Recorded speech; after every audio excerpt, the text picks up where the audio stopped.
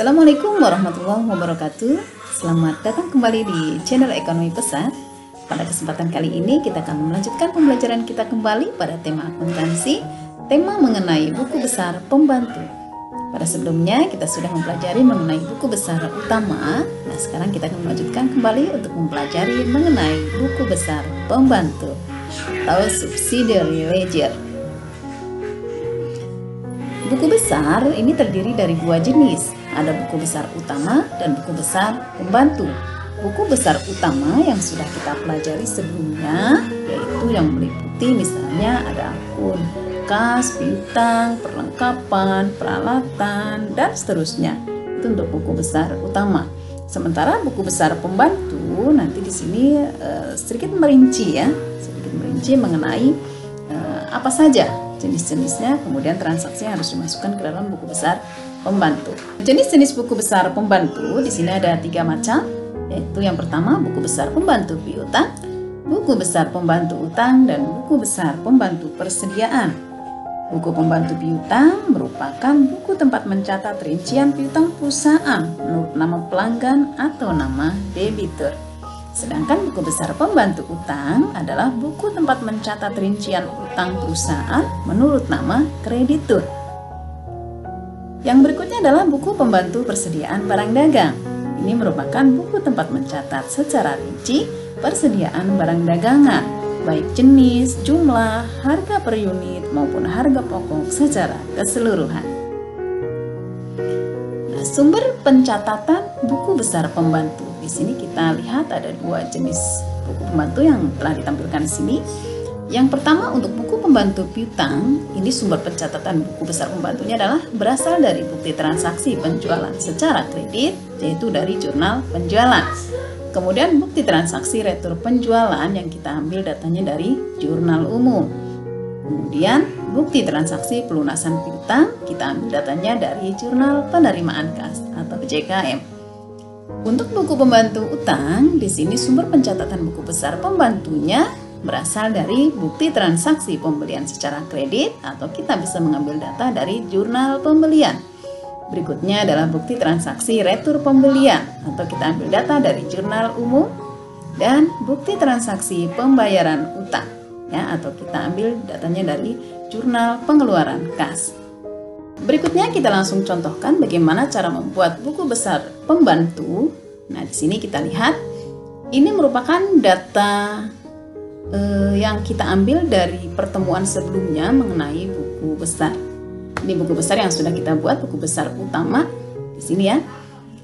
Kita hanya melihat karena di sini hanya yang tertera piutang, yang kita ambil kan tadi ada 3 buku besar ya, piutang, utang, dan persediaan. Kita lihat di sini untuk akun-akunnya. Di sini yang muncul hanya piutang dan utang ini. Persediaan tidak ada dalam buku besar utama ini, sehingga kita akan membuat buku besar pembantunya 2 di sini ya. Kita melihatnya data dari sini, dari buku besar utama ini. Oke, nanti kita akan salin ke dalam buku besar utama, buku besar pembantu di sini. Ini datanya dari sini, ya. Ini kita salin di sini semua. Kemudian buku besar utang, ini buku besar utang ini kita ambil juga dari buku besar utama tentang buku besar utang. Kita lihat di sini data utang. Ini ya. Ini nama akun utang dagang. Ini sampai 19 juta kita ambil untuk data buku pembantu di awal. Ini. Nah, setelah ini nanti kita akan buat terakhir kita akan membuat daftar saldo untuk mencocokkan apakah sama besarnya buku besar utama dengan buku besar pembantu. Nah, ini kan sebagai cross check ya. Oke, sekarang kita langsung saja membuat buku pembantu baik piutang maupun utang. Sekarang kita tuliskan di sini nama debiturnya. Tadi untuk buku pembantu piutang kan kita ambil dari jurnal penerimaan kas, jurnal penjualan, dan jurnal umum, sehingga kita cek dulu nih di jurnal kas masuk atau jurnal penerimaan kas. Ini materi sebelumnya. Kita lihat yang ada di kolom piutang ini ya. Kolom piutang ini yang muncul ini, yang angka 8.760. Ini tanggal 22. Nama debiturnya adalah PT Animo. Nih, PT Animo. Berarti nanti kita di buku pembantu kita tuliskan tanggalnya adalah tanggal 22. Nama debiturnya di sini PT Animo. PT Animo. Nah, untuk nomor akun ini untuk piutang kan 112. Nanti kita tuliskan di sini 112.1. Ya. Nah, ini untuk bulannya masih sama ya, Januari tahun 2010. Oke. Nah, kemudian kita lihat lagi di jurnal penjualan apakah ada PT Animo. Di jurnal penjualan kita cari, ini ada toko Animo ya. Ini maksudnya sama, toko Animo dengan PT Animo ini sama maksudnya ya. Ini ada piutangnya 9.600.000. Ini posisi piutangnya di debit tanggal 12. Oke, kita masukkan ke sini tanggal 12. Nah, tadi posisinya kita lihat di CPC dulu. Di debit 9.600.000. Kita ulangi yang ini, dipindah dulu ya. Di debit ini sama dengan CPC. Ini angkanya. Oke. Nah, yang ini kita hapus dulu. Nanti akan ditaruh di baris kedua karena tanggalnya tanggal 22 ya. Kemudian di kolom saldo debitnya sama, ini tuliskan sama ya. Oke, kemudian tadi tanggal 22. Nah, kita cek dulu di jurnal umum tanggalnya tanggal berapa. Di jurnal umum toko Animo ini tanggal 14. Aduh, ini maju lagi ternyata ya. Tanggal 14. Oke, berarti kita masukin tanggal 14 dulu. Ini returnya ada di kredit ya. Oke, tanggal 14 dulu berarti. Tanggal 14. Nah, ini referensinya tadi kita biar nggak lupa ya. Ini JPJ. Kemudian yang ini JU1, yang ini JPJ 1. Nah, tadi di kredit nih. Kredit sama dengan JU-nya adalah ini toko Animo ya. Oke, ntar. Oke, nah kemudian ini debit ketemu kredit ya, berarti dikurangi untuk ini sama dengan 9 juta dikurangi dengan 840.000. Oke. Kemudian kita masukkan lagi yang ada PT Animo tadi di JKM. Ada PT Animo ini yang tadi tanggal 22 ya. Kita ulangi nih piutang. Kita ngambilnya hanya fokus di piutangnya. Piutangnya di kredit. Ya, tanggal 22 di kredit 8.760.000. Oke, kita tuliskan di sini tanggal 22. Ini dari JKM. Oke. Kredit di sini ya. Sama dengan 8.750.000 ini. Oke, sehingga di sini ini saldo debit ketemu kredit dikurang lagi ya, sama dengan ini dikurangi dengan ini. Oke, saldonya 0 ya, PT Animo sudah lunas ini saldonya 0. Oke, berikutnya nama debitur yang lain kita cek. Nama debitur tadi sudah ada PT Animo, kita cek dulu jurnal penjualan. Selain PT Animo ada lagi PT Alan. Di PT Alan piutangnya 4 juta tanggal 15. Kita tuliskan PT Alan tanggal 15. Ini nama debiturnya adalah PT Alan. Nah, nomornya sama kita tadi ya. 112.2 urutkan. Kemudian tanggalnya tanggal 15 ya. Kemudian referensinya dari JPJ, jurnal penjualan halaman 1. Nah, ini di debit berapa tadi ini ya? JPJ-nya tanggal 15 ini 4 juta. Oke, kita masukkan 4 juta sehingga saldonya sama dengan di debit ya, kan transaksinya baru 1. Oke, sama dengan 4 juta. Nah, sekarang untuk nama debitur yang lain siapa ini? Kita cek dulu di JU ada nggak piutang. Tadi cuma satu toko Animo ya. Kemudian di JKM adakah? Hanya PT Animo. Ya. Yang ada piutangnya hanya PT Animo. Berarti kita cek lagi di JPJ. Di JPJ ini tadi toko Animo sudah, PT Alan sudah, masih ada PT Angkasa ini tanggal 25 ya. Oke, kita masukkan tanggal 25 di sini ya. Jangan lupa. Ini nama debiturnya adalah PT Angkasa. Angkasa nomor akunnya kita urutkan ya. 112.3. Oke, tadi PT Angkasa ini diambil dari JPJ halaman 1, berarti di debit sama dengan kita ambil JPJ ini jurnalnya. PT Angkasa ini 7.200.000. Masukkan angkanya. Nah, untuk yang debitnya juga sama ya, sama dengan 7.200.000. Oke. Nah, ini sudah selesai. Untuk buku pembantunya ada 3 nama debitur, kita sudah masukkan semua. Kemudian kita buat daftar saldonya ya. Kita buat daftar saldo sini, nomor akun kita salin dari sini. Yang pertama ini tadi 112.1. Nama debiturnya adalah nih. Tadi PT siapa itu? PT Animo ya. PT Animo. PT Animo ya. Jumlahnya ini sama dengan ini saldo akhirnya yang kita masukkan ya. Jumlahnya 0. Oke. Yang kedua, ini dari ini ya, nomor akunnya ini. Oke.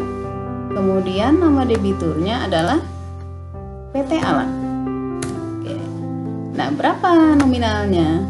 Kita ambil saldo terakhir PT Alan adalah 4 juta. Oke. Kemudian yang ketiga, ini kita ambil nomornya adalah ini 112.3. Oke. Kemudian ini nama debiturnya adalah PT Angkasa. Ya. Dan jumlahnya adalah saldo akhirnya ini. Oke. Sehingga di sini ini kita jumlahkan ya. Kita pakai formula, pakai sum sama dengan ya. Nah, ini ditambah tutup kurung buka ya, dari ini tutup kurung, di enter ya. Ini 11.200.000. Sekarang kita cek dengan buku besar tadi, buku besar utama ini saldonya 11.200.000 ya, apakah sama? Nah, ini saldonya sama dengan saldo dari buku piutang, dari buku besar utama, sama, berarti ini sudah benar ya. Oke, sekarang untuk buku besar utang.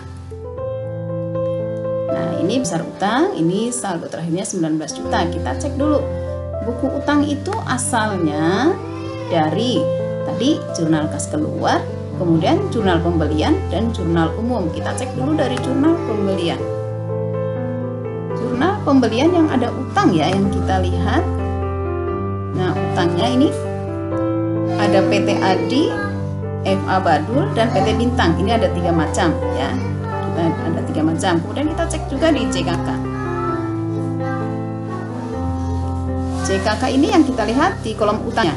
Ini hanya PT Adi ya. Berarti PT Adi sudah muncul 2 kali ya. Tadi itu masih 3 juga. Kita cek lagi di JU-nya. JU-nya PT Adi muncul lagi. Berarti PT Adi muncul 3 kali. Sementara 2 kreditur yang lain sekali-sekali ya. Berarti ada 3 kreditur. Kita cek di sini, kita buat dari jurnal pembelian dulu ya. Kita cek dulu yang PT Adi ini. Yang PT Adi ini tanggalnya tanggal 3 Januari. PT Adi kita masukkan ke sini. Berarti namanya PT Adi. Nah, nomor akunnya kita tinggal tambahkan di sini 211.1 ya, karena urutan 1. Ini Januari 2010 tanggal 3. Oke. Nah, ini dari JPB jurnal pembelian, kemudian utangnya di kredit. Di kredit berapa tadi? Sama dengan kita cek ya, di tanggal 3 adalah ini ya, 32.500.000. 32.500.000, sehingga saldo di kreditnya masih sama karena ini transaksi pertama ya. Oke, sama. Kemudian kita cek lagi yang masih PT Adi ya, kita cari yang PT Adi dulu. Di JU dulu. Kita cek JU PT Adi ada di tanggal 5. Utangnya di debit 2.500.000. Oke. Tanggal 5. Ini dari JU 1. Ini juga JPB 1 ya.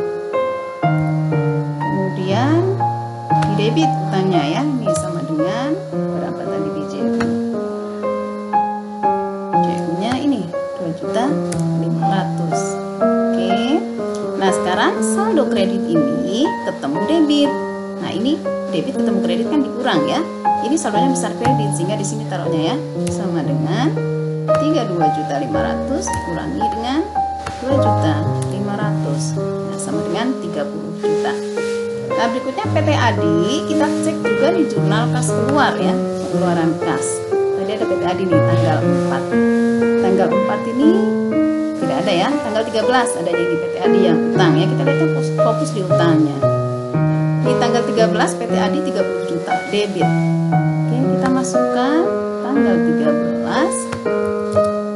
Kemudian dari JKK ya, debit.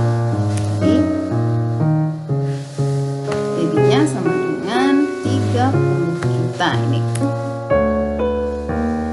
30 juta. Nah, sehingga ini debit ketemu debit, ini 30 juta dikurang 30 juta ya. Ini sama-sama hasilnya. Maka ini dikurangi dengan ini. Ya, saldonya 0 untuk PT Adi ya. Nah, berikutnya kita lihat lagi, tadi kan ada 3 kreditur ya. Selain PT Adi, kita cek di JPJ lagi. Nah, ini ada JPB ya, JPB jurnal pembelian. FA Badul. FA Badul ini utangnya 1.500.000. Tanggal 10.